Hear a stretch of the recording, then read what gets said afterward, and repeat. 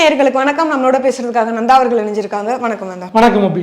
பாமகவில் ராமதாஸ், அன்புமணி ராமதாஸ் அப்பா பையன் பொது மேடையிலேயே ரெண்டு பேரும் சண்டை போட்டுக்கொள்ளக்கூடிய ஒரு நிகழ்ச்சியாக நடந்துருச்சு. ஸோ அதை இங்கே எல்லாருமே ட்ரோல் பண்ணி அப்பா கூட சண்டை போட்ட பையங்களாம் ஆகுனா என்னப்பா பனையூருக்கு போயிடுறீங்க அப்படின்னு சொல்லிட்டு எல்லாரும் ட்ரோல் பண்ணுற மெட்டீரியலாக இப்போது சமீபத்தில் மாறிட்டாங்க.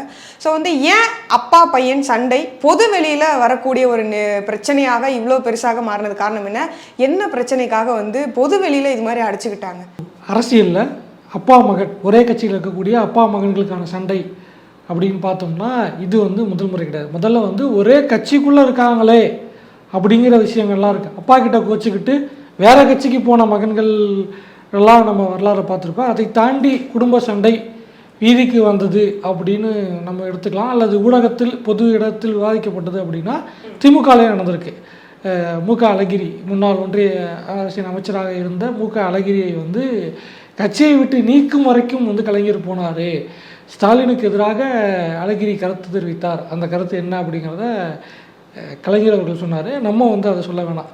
அதை சொன்னார், இப்படியே என்கிட்ட சொல்கிறான்ப்பா அப்படின்னு சொல்லி அவர் கண்ணீர் விட்ட காட்சியெல்லாம் பார்க்க முடியுது. ஸோ அதிகார போட்டி அப்படிங்கும் பொழுது அது ஒரு குடும்பத்துக்கானதாக சுருங்கும் பொழுது அந்த எதிர்ப்பும் குடும்பத்துக்குள்ளே ஏதாவது வரும் அப்படிங்கிற ஒரு விஷயம் இருக்குது. இது டைனாஸ்டி பாலிடிக்ஸோடைய லாபம்னு சொல்லலாம், அல்லது சாபக்கேடுன்னு சொல்லலாம். டைனாஸ்டி பாலிடிக்ஸை பொறுத்த வரைக்கும் அந்த அதிகார மட்டத்துக்கு கட்சிக்குள்ளேருந்து போட்டி வராது, ஆனால் குடும்பத்துக்குள்ளே போட்டி வரும் அப்படிங்கிற ஒரு விஷயம் தான் இருக்குது. இது எல்லா கட்சிக்கும் பொருந்தும்.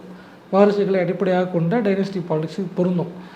அதன் அடிப்படையில் பாமக நடந்திருக்கு. பாமகவை பொறுத்த வரைக்கும் பொது மேடையில் அதை விவாதிச்சிருக்காங்க, அதை தவிர்த்திருக்கலாம் அப்படிங்கிற விஷயங்கள் தாண்டி அன்புமணி நடந்து கொண்ட விதம் கொஞ்சம் ஏற்புடையதாக இல்லை.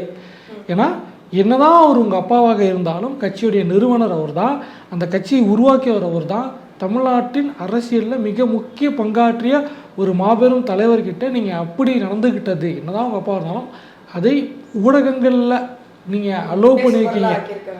ஊடகங்களை உள்ளே அலோவ் பண்ணி நீங்கள் ஒரு பொதுக்குழு நடத்திக்கிட்டு இது பண்ணுறதுங்கிறது தவறான விஷயம். நீங்கள் பேசிக் ஃபுட்டேஜை மட்டும் எடுத்துக்கிட்டு போங்க, மற்றதை நாங்கள் பேசுகிறோம்னு சொல்லி தான் பரவாயில்ல. ஃபுல் ரெக்கார்டிங்கு நீங்கள் அலோவ் பண்ணியிருக்கீங்க அப்படிங்கும்பொழுது அதுக்கேற்ற மாதிரி நடந்திருக்கணும். இரண்டாவதாக நீங்கள் ஒரு கட்சியுடைய தலைவர், பாமக அப்படிங்கிறது குறைஞ்சபட்சம் ஒரு 5 விழுக்காடு வாக்கு வங்கி வச்சுருந்தது, இப்போ சறுக்கியிருக்கலாம். தமிழ்நாட்டில் 3வது இடத்தை ஒரு காலத்தில் திமுக, அதிமுக, காங்கிரஸ்க்கு அடுத்தபடியாக மாநில கட்சிகள் எடுத்துக்கிட்டால் திமுக, அதிமுகவுக்கு அடுத்தபடியாக ஒரு காலத்தில் இருந்து கொண்டிருந்த ஒரு கட்சி. அப்பேற்பட்ட கட்சி அடுத்த முதல்வர் ஆகணும்னு நீங்கள் ஆசைப்படுறீங்க, இல்லை ஒன்றிய அமைச்சரவாத ஆகணும்னு ஆசைப்படுறீங்க. அப்போ நீங்கள் அதிகமாக நடந்திருக்கணும். அது நடக்கலை அப்படின்னு விஷயம் இருக்குது. ஸோ இப்போ கண்டென்ட்டுக்குள்ளே வருவோம் அப்படின்னா 2 பேருக்கும் 2 பேரும் ஒரு கருத்தை முன்வைக்கிறாங்க. இவர் தரப்பில் ஐயா ராமதாஸ் அவர்கள் தரப்புலேருந்து முன்வைக்கிறாங்க, அன்புமணி அவர்கள் தரப்புலேருந்து ஒன்று முன்வைக்கிறாங்க. 2 பேரும் அவங்க சொல்கிற கருத்தில் உண்மை இருக்கானா, 2 பேருடைய கருத்துலேயும் உண்மை இருக்குது. ஆனால் அதை பேசி ஒரு புரிதலுக்குள்ளே வரணும் அப்படிங்கிற ஒரு இடம் இருக்குல்ல, அந்த இடம் தான் கான்ஃப்ளிக்டாக இருக்குது அப்படிங்கிறத பார்க்க முடியுது. கடந்த சில மாதங்களாக, இன்னும் சொல்ல போனால் சில ஆண்டுகளாகவே 2 பேர் தந்தை மகன் 2 பேருக்குள்ளேயுமே கருத்து முரண் இருந்துச்சு. அது ஒரு மனக்கசப்பாக இருந்து ஒரு கட்டத்தில் 2 பேரும் பேசிக்கிறது இல்லைங்கிற வரைக்கும் ஊடகங்களில் செய்தி கசிந்துச்சு. அது எந்தளவுக்கு உண்மை தெரியல. பட் தவறு அப்படிங்கும்போது 2 தரப்புலையும் கருத்து இருக்குது. அதை பேசி ஃபைனலைஸ் பண்ண வேண்டிய இடத்துல வீட்டுக்குள்ளே தைலாபுரத்தில் பண்ணாமல் மேடையில் பண்ணது தவறான ஒரு விஷயமா இருக்குது. சரி, அப்படி என்ன பேசினாங்க அப்படிங்கிறது நிறைய பேருக்கு தெரியாமல் இருந்திருக்கலாம். எல்லாருமே அதை கவனிச்சிருக்க மாட்டாங்க. ஸோ பெரியவர் என்ன பேசினாரு, அவருடைய பையன் என்ன பேசினாரு, என்ன பஞ்சாயத்து அப்படிங்கிறத கொஞ்சம் என்ன பஞ்சாயத்து அப்படின்னா சொன்னேன். கட்சியுடைய இளைஞரணி தலைவராக தன்னுடைய மகள் வைத்து பேரன் முகுந்தன் அவரை நியமிக்கிறேன், அன்புமணிக்கு உதவியாக இளைஞரணி தலைவராக நான் முகுந்தனை நியமிக்கிறேன் அப்படிங்கிறது ராமதாஸ் அவர்களுடைய அறிவிப்பு. அதை அன்புமணி ஏற்கலை. அவன் 4 மாதம் தான் ஆச்சு, அவனுக்கு எது கொடுக்குறீங்க, அவனுக்கு என்ன தெரியும், எனக்கு உதவிக்கலாம் ஆள் வேணாம், நான் பார்த்துக்கிறேன், அவன் இது பண்ணிங்கன்னா அப்புறம் குடும்பத்தில் இன்னொரு போஸ்டிங் ஆயிரும் அப்படின்னு ஆல்ரெடி அவர் கட்சியில் உறுப்பினராக இருக்கார். ஊடக பிரிவில் அதை பார்த்துக்கிட்டு வந்திருக்காரு. இந்த ஊடக பிரச்சாரங்கள், சோசியல் மீடியா ஹேண்ட்லிங்லாம் அவர் கொஞ்சம் பார்த்துக்கிட்டு இருக்கார் போல இருக்குது. அதை அவர் ஹேண்டில் பண்ணிக்கிட்டு இருக்கார். ஸோ இப்போ கொடுத்தா அது இன்னொரு சிக்கலை ஏற்படுத்தும் அப்படிங்கிறது அன்புமணி அன்புமணி ஒத்துக்க மாட்டேங்கிறார். 4 மாதத்தை கொடுத்தீங்கன்னா வாரிசு கட்சி அப்படின்னு நம்ம திமுக விமர்சனம் பண்ணிட்டு நம்மளே பண்ணலாமா அப்படிங்கிற இடத்துக்கு நகர்றாங்க. இதில் பார்க்க வேண்டிய விஷயம் என்னன்னா, ஏன் முகுந்தனை ராமதாஸ் கொண்டு வந்தார், ஏன் முகுந்தனை அன்புமணி எதிர்க்கிறார், இரண்டுமே வந்து சரியான காரணங்கள் இருக்குது. ஆனால் அந்த காரணங்கள் ஒரே இடத்துக்கு மையப்புள்ளியை நோக்கி சென்று அது விவாதிக்கப்பட்டுச்சு. ஆனால் இல்லை, ராமதாஸ் அவர்களுடைய எண்ணம் என்ன அப்படின்னா, பாமக ஒரு காலத்தில் தமிழ்நாடு அரசியலை தீர்மானிக்கக்கூடிய கட்சியாக இருந்துச்சு. மற்ற கட்சிகள்லாம் அறிவாலயமோ ஒய்எஸ் கார்டுனோ போய் ஒப்பந்தம் போடும் பொழுது இவங்க வந்து தைலாபுரத்துக்கு வர வைப்பாங்க. கடைசி பேச்சுவார்த்தை எல்லாமே இங்கே நடத்து அந்த மாதிரியான தன்னை சுற்றி வடமாநில அரசியலை வைத்து கொண்டிருந்த ராமதாஸ் அவர்கள் கொஞ்சம் கொஞ்சமாக கட்சி டைல்யூட் ஆக ஆரம்பிக்கும் போது, கட்சி வந்து 2004க்கு பிறகு அன்புமணி வருகைக்கு பிறகு அது வாரிசு அரசியல் கட்சின்னு சொல்லி விமர்சனங்களை தாண்டி சாதி கட்சியாக மாறி படிப்படியாக தேய்ந்த நிலைமைக்கு பாமக வருகிறது. ஸோ இங்கே பாமகவுக்கு வந்து எப்படின்னா, பாமக வந்து மருத்துவர் ராமதாஸ் அவர் உருவாக்கின கட்சி அப்படின்னாலும் அங்கே வெறும் மருத்துவர் ராமதாஸ் மட்டும் கிடையாது, ஏகப்பட்ட ஆளுமைகளை உருவாக்கியிருந்தார். அவங்களுடைய பங்களிப்பும் இந்த சமூகத்துக்கு இருந்திருக்கு. அந்த கட்சியுடைய முதல் சட்டமன்ற உறுப்பினர் வந்து மன்றோட்டி ராமச்சந்திரன். அதே போல் தலித் எழில்மலை அவர் வந்து பட்டியலத்தை சேர்ந்தவரை ஒன்றிய அமைச்சர் வரைக்கும் ஆக்கினாங்க. தீரன் பேராசிரியர் தீரன் இருந்தார். இன்னும் ஏகப்பட்ட ஆளுமைகள் இருந்தாங்க. கட்சியுடைய முதல் பொருளாளராக ஒரு ஆட்டோ ஓட்டுநராக இருந்த ஒருத்தர் இஸ்லாமிய சமூகத்தை சேர்ந்த ஒருத்தருக்கு கொடுக்கப்பட்டுச்சு. ஏகே மூர்த்தி, வேல்முருகன், இப்போ வந்து கே பாலு இருக்காப்பில், நடுவில் வந்து காடுவெட்டி குரு, இப்படி ஏகப்பட்ட செகண்ட் லெவல் லீடர்ஸ் இருந்துக்கிட்டு இருந்தாங்க. வேலு அவர்களும் ஏகே மூர்த்தி அவர்களும் இருந்த பொழுது, ஒன்றிய அரசியல் அமைச்சர்களாக இருந்த பொழுது அவங்களுடைய பங்களிப்புகள் வந்து தமிழ்நாட்டுக்கு நிறையா இருந்திருக்கு. தமிழ்நாட்டில் இன்றைக்கி வந்து மீட்ரு கேஜ் எங்கேயுமே கிடையாது, எல்லாமே ப்ராட் கேஜாக மாற்றினதில் பாமகவுடைய பங்கு வந்து ஒரு குறிப்பிடத்தகுந்த ஒரு விஷயமாகவே பார்க்கப்படுது. இப்படிப்பட்ட ஆளுமைகளை உருவாக்கின கட்சி இன்றைக்கி ஆட்கள் இல்லை சொல்லிக்கொள்ளும்படியாக இருக்காங்க, வேலை பார்க்கக்கூடிய ஆட்கள் இருக்காங்க. ஆனால் மக்கள்கிட்ட அந்தளவுக்கு பரிச்சயமாகி ஆளுமைகளாக இல்லை. ஸோ அன்புமணிக்கு அடுத்து செகண்ட் லெவல் லீடர்ஸே இல்லை, அதை நம்ம உருவாக்கணும், பேஸை உருவாக்கணும் அப்படிங்கிற ஒரு விஷயம். இன்னொன்று, கூட்டணி விஷயத்தில் அன்புமணி சறுக்கிறார் அப்படிங்கிறது இவருடைய விஷயமா இருக்குது. அதிமுக பக்கம் போயிருந்தால் நமக்கு பிரச்சனை இல்லை, ஆனால் பாஜக பக்கம் போய் நம்ம தேவையில்லாமல் தோல்வியை சந்திச்சிட்டோம், அதிமுக கூட்டணிக்கு போயிருந்தால் சௌமியா அன்புமணி வெற்றி பெற்றிருப்பாங்க அப்படிங்கிறது பெரிய ராமதாஸுடைய வருத்தமாக இருக்குது. இப்போது எனக்கு என்ன சந்தேகம் அப்படின்னா, இதில் வந்து நீங்கள் அது ராமதாஸ் அன்புமணி அவங்கள் வந்து என்ன அவருக்கு என்ன பிரச்சனை அப்படின்னு சொல்கிறத தாண்டி இதில் பொதுவாக இப்போ வந்து இது மாதிரி விஷயம் அவரை முன் வச்சாங்க, மகள் வயிற்று மகனை வந்து முன் வச்சாங்க, இவர் வேணான்னு சொல்லிட்டாரு இப்படின்னு வந்து காமனாக இதை பார்க்கும்போது எல்லாருக்குமே என்ன தோணும், கூட பிறந்த தங்கச்சியோ அக்காவோட பையனோ தங்கச்சியோட பையனோ மருமக முறை வேணும், குடும்பத்துக்குள்ளே ஒருத்தருக்கு போஸ்டிங் கொடுக்கறதுக்கு இவர் ஏன் வந்து வேணான்னு சொல்கிறாரு அப்படிங்கிற ஒரு கேள்வி வரும்ல. அதுதான் இங்கே வந்து அன்புமணி என்ன பாயிண்ட் எடுக்கிறார் அப்படின்னா, சில விஷயங்கள் சொல்லப்படுது. ஒன்று வந்து என்ன தான் அக்கா மகனாக இருந்தாலும், அதாவது அக்கா மகன் அப்படிங்கும் பொழுது அந்த ஃபேமிலி ட்ரீ இருக்குல்ல, அதை கொஞ்சம் பார்த்தா புரியும். ராமதாஸ் அவர்களுக்கு வந்து ஒரு சகோதரி இருக்காங்க, அக்கா இருக்காங்க. அவங்களுடைய மகனுக்கு தான் தன்னுடைய மூத்த மக்களை கொடுத்துருக்காரு ராமதாஸ், பெரிய ராமதாஸுக்கு வந்து காந்திமதி அப்படின்னு ஒரு மகள் இருக்காங்க, முதல்ல அவங்க தான். அவங்களுக்கு 3 மகன்கள். அடுத்தபடியாக அன்புமணி, அவருக்கு 3 மகள்கள் இருக்காங்க.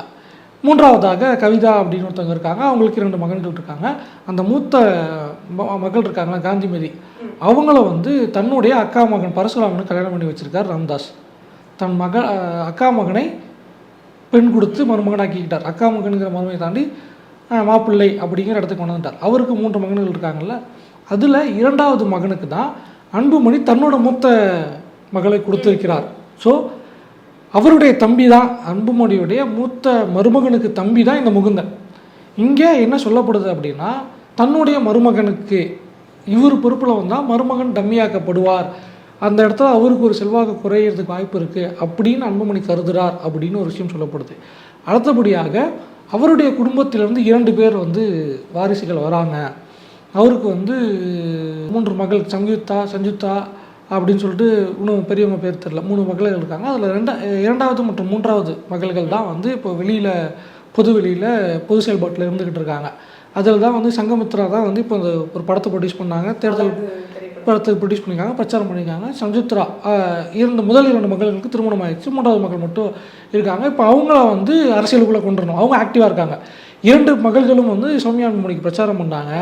தேர்தல் முடிந்து நன்றி தெரிவிப்பு அப்படின்னு சொல்லி யாருக்கெல்லாம் ஓட்டு போய் கேட்டாங்களோ அந்த இடத்துக்கு வந்து 3வது மகள் மட்டும் போயிருந்தாங்க. இரண்டாவது மகள் போகலை. மேபி அது வந்து அவங்களுடைய பர்சனல் ரீசன்ஸ்லாம் இருக்கலாம், வேறு ஏதாவது ஒர்க் இருந்துருக்கலாம். இப்போ அந்த மூன்றாவது பொண்ணுக்கு ஆக்டிவ் பாலிடிக்ஸ்குள்ளே வரணுங்கிற ஒரு ஆசை இருக்குது. ஒருவேளை அவங்களுக்கு கொடுக்கறதுக்காக அன்புமணி சொல்கிறாரோ அப்படிங்கிற ஒரு விஷயமும் சொல்லப்படுது. அதை தாண்டி இப்போது அன்புமணி என்ன ஃபீல் பண்ணுறாரு அப்படின்னா, ஏற்கனவே அன்புமணி வந்து உள்ளே வரும்போது வாரிசு கட்சி அப்படின்னு ஆரம்பித்தாங்க. சௌமியா அன்புமணிக்கு சீட்டு கொடுக்க வேண்டாம் அப்படிங்கிறதா அன்புமணியுடைய நிலைப்பாடாக இருந்துச்சு. சௌமியா அன்புமணிக்கு எம்பி சீட் கொடுக்க வேண்டாம், மனைவியாக இருந்தாலும் அது வந்து ஒரு விமர்சனத்தை எழுப்பும் அப்படிங்கிறனால வேண்டாம் அப்படிங்கிற இடத்துல தான் ஃபஸ்ட்டு அந்த தொகுதிக்கு வேறு ஒரு வேட்பாளர் அறிவிக்கப்பட்டிருந்தார். ஆனால் வெளியிருந்து வந்த அழுத்தம் மற்றும் வெற்றி தோல்வியை தீர்மானித்து வேறு வழி இல்லாமல் அந்த இடத்துல வந்து சௌமியா அன்புமணிக்கு வாய்ப்பு கொடுக்கப்பட்டுச்சு அப்படிங்கிறது தான் அப்போ இதுக்கு சொல்லப்பட்ட தகவல். ஸோ ஏற்கனவே நான் வந்துட்டேன், இப்போ என் மனைவி வந்துட்டாங்க, மகள் பிரச்சாரத்துக்கு வராங்க இப்படின்னு சொல்லும்போது அந்த குடும்பமும் வந்துச்சுன்னா என்ன பண்ணுறது அப்படிங்கிற அந்த ஒரு கிளைமையும் அன்புமணி எடுக்கிறார். இல்லை, இப்போ இதில் எனக்கு இன்னொரு சந்தேகம்னா, இவங்களுடைய மகள் அந்த மூணாவது மகள் ஆக்டிவ் பாலிடிக்ஸ்குள்ளே வரணும்னு நினைக்கிறாங்க. ஒருவேளை அந்த அந்த பாயிண்ட் ஆஃப் வியூ உண்மையாக இருந்தால் அவங்களுக்காக வந்து அந்த மருமகனுடைய தம்பியை வந்து இவர் வர வேண்டாம்னு நினைக்கிறாரு அப்படின்னா, அப்போது இவங்களுடைய மனைவி வர்றதையே வந்து ஏற்றுக்காதவர் மகள் வர்றதை மட்டும் எப்படி ஏற்றுப்பாரு அப்படிங்கிற மாதிரியான ஒரு கேள்வி. அதுக்கு தான் இப்போ ஆக்டிவ் பாலிடிக்ஸ்குள்ளே கொண்டு வரோம், டே டு டே பாலிடிக்ஸ்குள்ளே கொண்டு வரதுக்கான வேலைகள் நடக்குது அப்படின்னு சொல்கிறாங்க. அது எந்த அளவுக்கு உண்மைன்னு தெரியல. ஸோ அன்புமணி அதை தான் விரும்புகிறார். ஆனால் இங்கே அன்புமணி சைடில் என்ன பிரச்சனை வருதுன்னா, அவருடைய அந்த பாயிண்ட் நியாயமானது தான். குடும்பத்தில் வந்து அந்த பதவி கொடுக்க வேண்டாம் அப்படின்னு அவர் நினைக்கிற வரைக்கும் கூட ஓகே. நீங்கள் சௌமியா கொடுத்துட்டீங்க, மகளுக்கு கொடுக்குறாரா இல்லையாங்கிறது வேறு விஷயம். ஆனால் ஓகே, இந்த பதவி இதுக்கு முன்னாடி யார்கிட்ட இருந்துச்சு அப்படின்னா அன்புமணி கிட்ட இருந்துச்சு. இளைஞர் தலைவர் பதவி வந்து அவர்கிட்ட இருந்துச்சு. இவர் தலைவராக வந்த பிறகு ஜிகே மணி வந்து தலைவராக இருந்து அவருடைய இடத்திற்கு அன்புமணி அவர்கள் வந்த பிறகு அந்த குடும்பம் இன்னைக்கு வரைக்கும் பாமகவால் ஆளாக்கப்பட்டு ஆளுமையாக இருந்தவர்கள் ஒன்று அரசியல் விட்டு ஒரு கட்டத்தில் வந்து ஓய்வு பெற்று அரசியல் இல்லாமல் போயிருக்காங்க. மூர்த்தி சைலண்ட் ஆகிட்டார், வேலு சைலண்ட் ஆகிட்டார், இந்த மாதிரியாக சைலண்டான நபர்கள் இருக்காங்க. அந்த நபர்கள் இருக்காங்க. இங்கே பேர் வாங்கி பலனை பண்ணிவிட்டு அதோட அறுவடையை வேறு இடத்துல போய் பண்ண ஆட்கள், இல்லை வெளியே போய் தனி கட்சி அரசியல் இப்படி ஏகப்பட்ட விஷயங்கள் பண்ணவங்க இருக்காங்க. பண்ருட்டியார் வெளியே வந்து அதிமுக தேமுதிகன்னு எல்லா இடத்துலையும் வந்து இப்போ ஓபிஎஸ் கூட சுற்றிட்டு இருக்காரு. வேல்முருகன் வந்துட்டார், எழில்மலை வெளியே வந்தார். இப்படி ஏகப்பட்ட ஆட்கள் வந்த பிறகு இன்னமும் வந்து பாமக வந்து ஜிகே மணி அப்படின்னா ராமதாஸ் அவர்களுடைய கருத்து, அவர் என்ன சொல்கிறாரோ அதான் கேட்போம் அப்படிங்கிற இடத்துல தான் இருந்துக்கிட்டு இருக்காரு. அன்புமணி பல நேரங்களில் அவரை வந்து பொது இடங்களில் வச்சு விமர்சனம் பண்ண கூட, இழிவுபடுத்தும் போது கூட அதை பொருட்படுத்தாமல் இன்னமும் அந்த கட்சிக்குள்ளே இருந்துக்கிட்டு இருக்கார். அது அவருடைய விருப்பம். அவருக்கு வந்து அவருடைய பதவி வந்து பறிக்கப்படுதுன்னா அவர் குடும்பத்துக்கு நம்ம ஒரு நியாயம் செய்யணும். நமக்காக விசுவாசத்தோடு இருந்தார் அப்படிங்கிறனால அவருடைய மகனுக்கு தான் வந்து இளைஞர் அணை பதவி கொடுக்கப்பட்டுச்சு. அவர் யார் அப்படின்னா லைக்காவுடைய சிஇஓவாக இருக்கக்கூடிய ஜிகேஎம் தமிழ்குமரன் கொடுக்கப்பட்டது. சில மாதங்கள் வரைக்கும் அவரால் அன்புமணியை சந்திக்க முடியல. அன்புமணி அவருக்கு அப்பாயின்மெண்ட்டே கொடுக்கல. இந்த பதவி கொடுத்ததுக்கு அப்புறமா ஆமாம் பொறுப்பு என் பதவியில் இன்னொருத்த வந்து உட்காரானா எப்படி அதை அனுமதிக்கிறது அப்படிங்கிறதுல தமிழ்குமரனையும் இவர் என்டர்டைன் பண்ணலை. தமிழ்குமரனால் வேலையே பார்க்க முடியல, கட்சி பணிகள் தலைவரை பார்க்கவே முடியல, தலைவர்கிட்ட பேச முடியலன்னா என்ன பண்ணுறது அப்படின்னா, சரி ஓகே எனக்கு பிஸ்னஸ் இருக்குது, நான் வந்து அங்கே போயிடுறேன், எனக்கு தேவையில்லாமல் இந்த பாலிடிக்ஸ் பண்ணேன்னு அந்த பதவி ரிசைன் பண்ணிட்டு போய் ஒரு வருஷமாக அந்த பதவி வந்து இப்போ காலியாக இருந்துச்சு. ஆளே போடாமல் ஒரு வருஷமாக வச்சு. ஆமாம், இப்போ மறுபடியும் அக்கா மகனை கொண்டு வரும்போது இங்கே பிரச்சனை பண்ணார். இங்கே அன்புமணி வாரிசுன்னு சொல்கிறது பிரச்சனை கிடையாது. அப்போ கட்சிக்குள்ளே இருக்க ஆட்களுக்கு நீங்கள் அதை கொடுக்கறதுக்கு விட்டு கொடுக்கணும் அப்படிங்கிற ஒரு விஷயம் இருக்குது. இப்போது அதுக்கு பிறகு அடுத்த நாள் வந்து போய் சமரச பேச்சுவார்த்தை நடத்தி முகுந்தன் வந்து கட்சியில் எனக்கு உறுப்பினராக இருந்தால் போதும், பதவிகள் வேண்டாம்னு விலகிக்கிட்டார். மருத்துவர் என்ன சொல்கிறார், பெரிய ஐயா என்ன சொல்கிறார் அப்படின்னா, முகுந்தன் தான் அந்த பதவி என்னைக்கு சொல்கிறியோ அன்றைக்கி போடுறேன், அது வரைக்கும் அந்த காலியாக இருக்கட்டும் அப்படின்னு அவர் சொல்லியிருக்கார். இவர் வந்து பாமகவுடைய சட்டமன்ற உறுப்பினராக இருந்த கணேஷ்குமார் அவருக்கு வந்து கொடுக்கலாம். அவர் இளைஞர் தான், ஆக்டிவாக இருக்கார், ஓரளவுக்கு டிபேட்லலாம் கலந்துக்கிட்டு இருக்கார், ஓரளவுக்கு மக்கள்கிட்ட பரிச்சயமாக இருக்கார், அவரை கொடுக்கலாம் அப்படின்னு அன்புமணி விரும்புகிறதாக ஒரு தகவல் இருக்குது. என்ன தான் நீங்கள் பண்ணாலும் சரி, அது வந்து உங்களுடைய கட்சியுடைய செல்வாக்கை உயர்த்த வேண்டியதாக இருக்கணும். ஒரு காலத்தில் வட தமிழ்நாட்டில் பாமக அப்படிங்கிற இந்த இடத்துல இன்றைக்கி வந்து பாமகவை அகற்றிட்டு விசிகா அப்படிங்கிறது வந்து ஒரு வைப்ரண்ட் ஃபோர்ஸாக வந்துட்டாங்க. இன்றைக்கி விசிகாவுக்கு இருக்க டிமாண்ட் பாமக கிட்ட இல்லை. ஒரு காலத்தில் 2011 31 தொகுதிகள் 30 தொகுதிகள் வந்து பாமக போட்டிக்கிட்டுச்சு. அப்போ 11 தொகுதிகள்லாம் விசிகா போட்டிக்கிட்டாங்க. இன்றைக்கி தொகுதிகளோட எண்ணிக்கை வந்து பாமக குறைய ஆரம்பிச்சிருக்கு. ஆனால் விசிகாவோட இது ஏறுச்சா அப்படின்னா 6 தொகுதிகள் இருந்தாலும் அதில் 6ல் 4 வெற்றி பெறுறாங்க. கடந்த முறை பாமக வந்து 28 தொகுதிகள் சுமார் 20 தொகுதிகளுக்கு மேலே போட்டியிட்டாங்க. 2021 விசிகா 6 தொகுதி, 6ல் 4 எம்எல்ஏ, பாமக 20 தொகுதிகளுக்கு மேலே போட்டிட்டு 3 எம்எல்ஏ தான் வந்தாங்க. அப்படிங்கும் பொழுது நீங்கள் கட்டமைப்பு ரீதியாக அவங்கள வலுப்படுத்திக்கல அப்படிங்கிற ஒரு விஷயம் இருக்குது. அடிமட்ட தலைவர்கள் இல்லை, போராட்டம் இல்லை, டே டு டே பாலிடிக்ஸ் இல்லைன்னா அன்புமணி அரசியலிருந்து அப்புறப்படுத்தப்படுவார் அப்படிங்கிற ஒரு விஷயம் இருக்குது. அதைத்தான் நான் அந்த ஒரு தப்பு செஞ்சிடக்கூடாது. 26ல் நான் இருந்து அதுக்கப்புறம் அவருக்கு வயசாகிடுச்சுல ராமதாஸுக்கும், அதனால் இன்றைக்கே என் கட்சியை ஒரு ஸ்டாண்டர்ட் பொசிஷனில் நான் செட் பண்ணி ஒரு ஸ்ட்ராட்டஜிக்கல் பார்த்து நான் வந்து செட்டில் பண்ணி கொடுத்துட்டு போகிறேன் அப்படிங்கிற இடத்துல அன்புமணி மகனுக்கு சப்போர்ட்டிவாக நிறைய பேர் இருக்கணும், மகன் மட்டும் தனியாக அப்படிங்கிற இடத்துக்கு வராரு. இல்லை நானே எல்லாத்தையும் பார்த்துக்குவேன் அப்படிங்கிற இடத்துல அன்புமணி வராரு.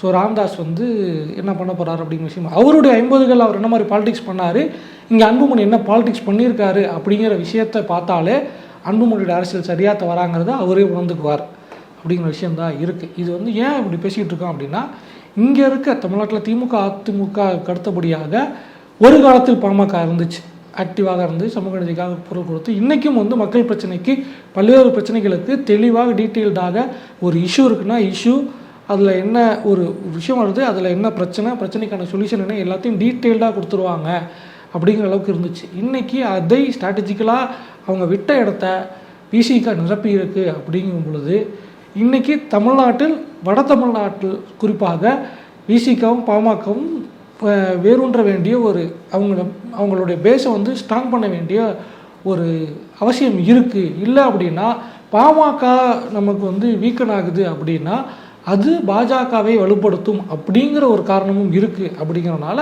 பாமக அப்படிங்கிறது ஒரு கட்சியாக களத்தில் நிற்க வேண்டிய அளவுக்காவது நிற்கணும் அப்படிங்கிறது பார்வையாக இருக்குது. சரி, இதுக்கப்புறமாவது இப்போது பொது மேடைகளில் இது மாதிரிலாம் இல்லாமல் அப்பா சொல்கிறத கேட்டு ஏதோ அவர் தன்னுடைய நல்லதுக்காக தான் சொல்கிறாரு, கட்சியை வலுப்படுத்தணும்னு நினைக்கிறாரு, நமக்கு சப்போர்ட்டிவாக ஆட்களை வந்து கொடுக்கணும்னு நினைக்கிறாரு அப்படின்னு இதுக்கப்புறமாவது அவருக்கு புரியுமா? புரிஞ்சுப்பான்னு நினைக்கிறேன். மீண்டும் மற்றொரு வீடியோவில் சந்திக்கிறோம். நன்றி, வணக்கம்.